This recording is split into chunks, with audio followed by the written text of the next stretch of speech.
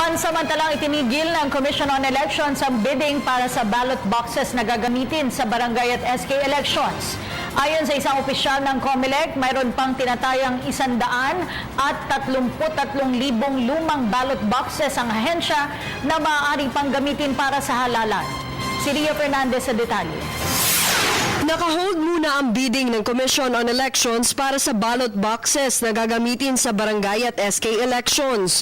Ayon kay COMELEC Commissioner Rowena Guanzon, may tinatayang 133,000 lumang ballot boxes pa naman daw kasi sila na maaaring magamit sa halalan kaysa bumili ng bago.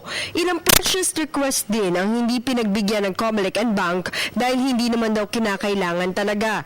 Halimbawa, ang pagbili ng halos 5 milyong pisong halaga ng papel na may phantom mark na para sana sa pag-iimprenta ng voters list.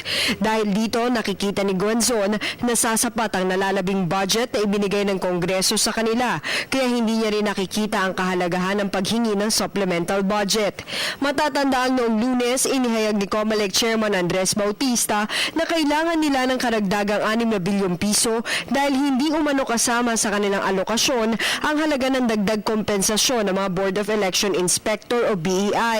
Hindi naman suportado ni Guanzon ang pagpapaliban sa halalan para isabay sa itinutulak na Constitutional Convention sa Enero. Una, Kongreso lang umano ang makapagsasabi kung ipopospone ang eleksyon. At pangalawa, dapat daw samantalahin ang pagkakataong hiwalay ito sa ibang halalan para mapanatiling non-partisan. Sinabi naman ni Commissioner Louie Guia na handa silang mag-adjust sakaling maaprobahan ng mungkahi.